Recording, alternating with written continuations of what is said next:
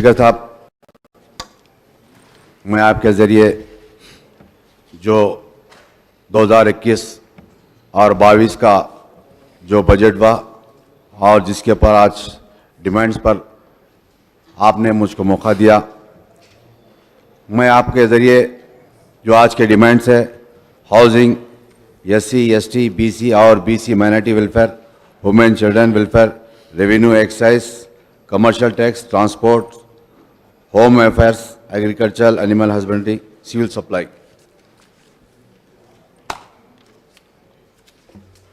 Speaker साहब, ये housing का मामला है। मुझे याद है कि कमज़ोर तबक़ात की रिहाइश के लिए हुकूमत ने 2015 में 2 BHK हाउसिंग स्कीम का ऐलान किया था। 2024 तक 2 फेज़ में रियासत के 572 लाख गरीब ख़ानदानों को पनाह देने का निशाना था।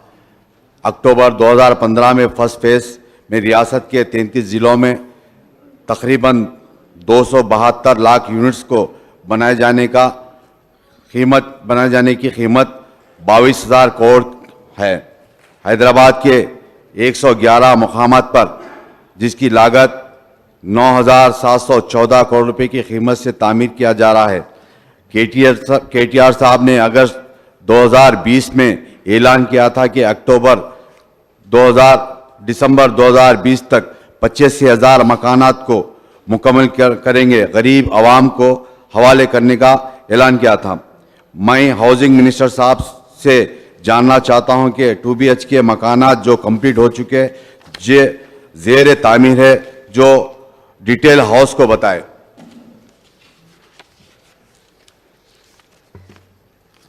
Social welfare. स्पीकर साहब, सोशल शेड्यूल कास्ट को जो ABCD कैटेगरी में नवंबर 2014 में हाउस रेजोल्यूशन पास किया गया, पिछले 7 साल से मरकजी हुकूमत ने इस फैसले को मद्देनजर रखा हुआ है। मैं आपके जरिए मालूम करना चाहता हूं। ट्रिपल वेलफेयर, मैं हुकूमत से गुजारिश करूंगा कि जो SC एंड ST बैकलॉग जो पोस्ट के लिए एक खुसूसी नोटिफिकेशन निकालकर जो पोस्ट को जो खाली है उसको फिल करें। BC वेलफेयर, हालिया में BC कमीशन का चेयरमैन और मेंबर्स का टर्म खत्म हो चुका है और न्यू अपॉइंट अब तक नहीं किया गया है। स्पीकर साहब, कल्याणा लक्ष्मी शादी मुबारक जो हजारों एप्लीकेशन रेवेन्यू डिपार्टमेंट में है, पिछले 1.5 साल से जो पेंडिंग एप्लीकेशंस है और उन एप्लीकेशंस के लिए जो गरीब आवाम जो बच्चों के वालिद और वालिदैन वो शख्स के इंतज़ार में हैं। मैं आपके ज़रिए हुकूमत को ये बताना चाहता हूँ कि जल्द से जल्द इन शख्स को फंड रिलीज कर शादी मुबारक हो या कल्याणा लक्ष्मी के फंड को रिलीज कर जल्द से जल्द बहाल करें।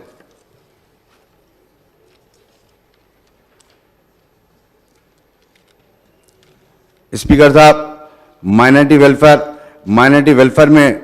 माइनॉरिटी स्टूडेंट्स स्कॉलरशिप्स और फीस के अदलिया के लिए इंतज़ार में हैं। मैं आपके ज़रिए बताना चाहता हूं कि ये स्कूल्स मैनेजमेंट हो या स्कूल मैनेजमेंट अभी तक उन तकलीफ का सामना करना पड़ रहा है और साथ ही साथ स्कूल के स्टाफ को भी तनख्वाहें भी नहीं मिल रही हैं। रियासत में हजारों एकड़ वक्फ बोर्ड प्रॉपर्टीज पर नाजायज कब्जा होते जा रहा है और साथ ही साथ शहर हैदराबाद के अलावा जो रियासत तेलंगाना के कई वक्फ प्रॉपर्टीज हजारों एकड़ में जो एग्रीकल्चर या दीगर लैंड्स के ऊपर नाजायज कब्जा होते जा रहा है और वक्फ बोर्ड खामोशी बैठकर तमाशा देखते जा रहा है। मैं आपके जरिए बताना चाहता हूं, जल्द से जल्द इसके ऊपर एक्शन लेकर जहां पर भी वक्फ बोर्ड के प्रॉपर्टीज हो उनके ऊपर अपने कब्जे को कायम करे और जो नाजायज कब्जा किया गया उनके ऊपर क्रिमिनल केस बुक करने का आपके जरिए बताना चाहता हूं। CM साहब ने ऐलान किया था कि माइनॉरिटी स्टडी सर्कल और रेसिडेंट कोचिंग सेंटर्स के लिए स्टार्ट करने के लिए, मगर कामयाबी नहीं हुई। मेरी पार्टी ने हुकूमत तेलंगाना से रिक्वेस्ट किया था कि डिस्ट्रिक्ट में रेसिडेंट स्कूल वक्फ प्रॉपर्टीज में शिफ्ट कर कर वक्फ प्रॉपर्टीज में तामीर करें। और हुकूमत ने वादा किया था कि हुकूमत ने वादा किया था कि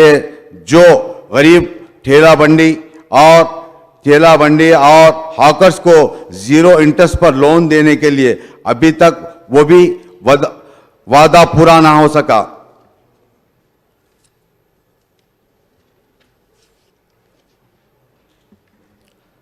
स्पीकर साहब, हज हाउस के बाजू अंडर कंस्ट्रक्शन जो बिल्डिंग जो तामीर हो रही है, मैं आपके जरिए बताना चाहता हूं, जो बिल्डिंग के लिए साबिक़ा में जो हमारे होम मिनिस्टर साहब है जनाब महमूद अली साहब और जनाब मेरे अकबरुद्दीन अवीज़ साहब ने मिलकर साथ ही साथ मुस्लिम एमएलएस के साथ उस बिल्डिंग का मुआयना किया। बिल्डिंग की काम को ख़त्म कर उस बिल्डिंग के अंदर माइनॉरिटी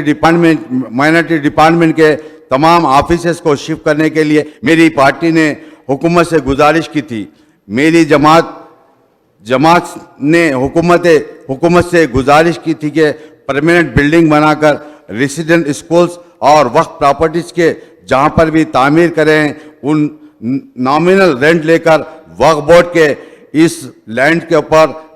जल्द से जल्द जितने भी प्रॉपर्टीज लैंड वक्फ बोर्ड के लैंड से उन माइनॉरिटी बिल्डिंग्स को, उन तमाम स्कूल्स हो या दीगर ऑफिस को, उन तमाम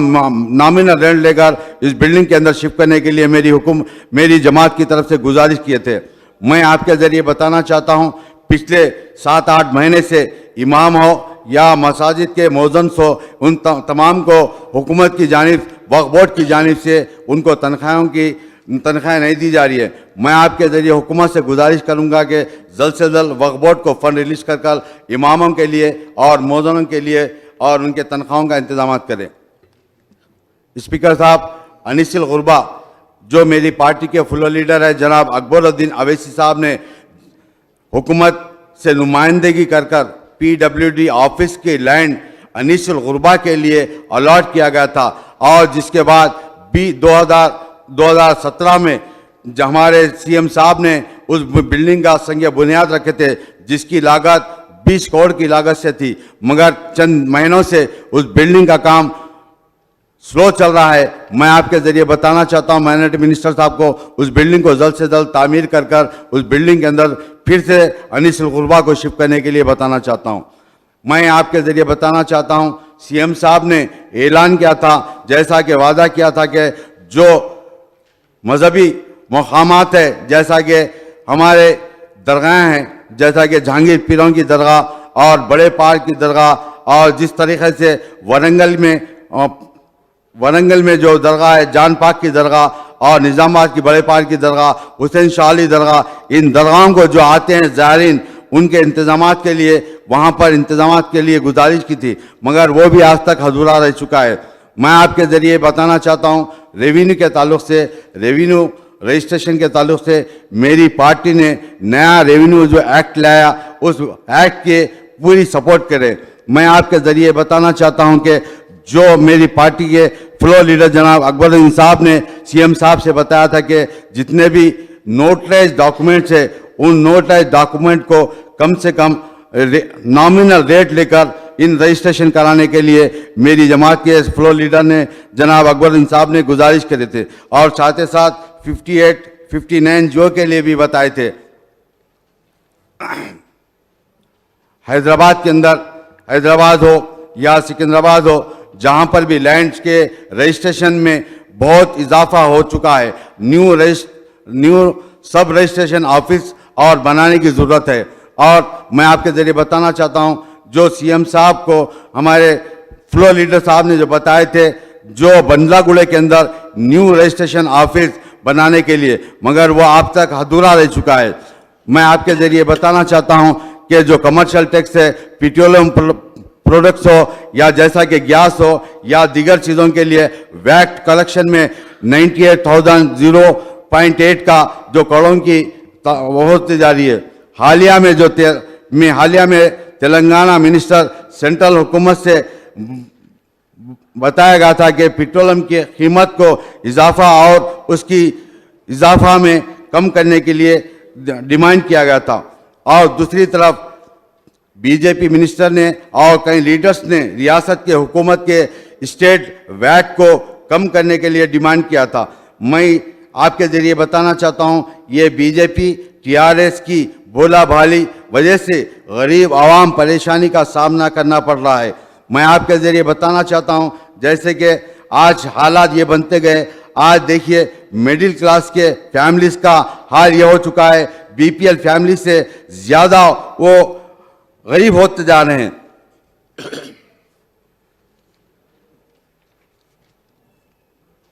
होम डिपार्टमेंट, इस साल बजट में होम डिपार्टमेंट के लिए 6,465 करोड़ रुपए अलॉट किया गया।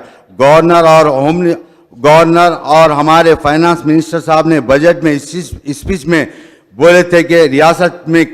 लैंड ऑर्डर इफेक्टिव और मेंटेन किया जा रहा है। मैं आपके जरिए बताना चाहता हूं, हुकूमत ने जो पिछले लॉकडाउन के मुद्दत में जो दोनों शहरों के अंदर जो क्राइम का जो ग्राफ कुछ तक कम हो चुका था, उसके बाद लॉकडाउन होम जो फिर शुरू होने के बाद, लॉकडाउन हटाने के बाद आज देखते होंगे दोनों शहरों के अलावा जो रियासत के मुख्तलिफ हिस्सेजात के अंदर दिन दाड़े मर्डर होते जा रहे हैं। मैं आपके जरिए भी बताना चाहता हूं, जो पिछले महीने जो पेद्दापल्ली के अंदर एक वकील और उनकी वाइफ का मर्डर किया गया, जो दिन की रोशनी के अंदर इस मर्डर, और साथ ही साथ कई जगह पर ऐसे दिन की रोशनी रात के अंधेरे में कई मर्डर्स होते जा रहे हैं। मैं आपके जरिए बताना चाहता हूं, और साथ ही साथ रियासत के दूसरे हुकूमतों में जो आज जहां पर भी जो सीसी कैमरों का इंतजाम नहीं है, वहां पर लाइन ऑर्डर किस तरीके से मेंटेन किया जा रहा है। मैं आपके जरिए बताना चाहता हूं हुकूमत को, आप देखते होंगे पिछले आज लॉकडाउन के बाद जो शहर हैदराबाद हो या सिकंदराबाद के अंदर जो ट्रैफिक पुलिस की जानिब से जो आवाम के ऊपर जो असर होते जा रहा है, दिन दाड़े रात के टाइम दिन के टाइम जो चालाना कर कर और कई बच्चों को और कई लोगों को चालान के बुनियाद पर इन तमाम को जेल भेजा जा रहा है। मैं आपके जरिए हुकूमत को बताना चाहता हूं, जो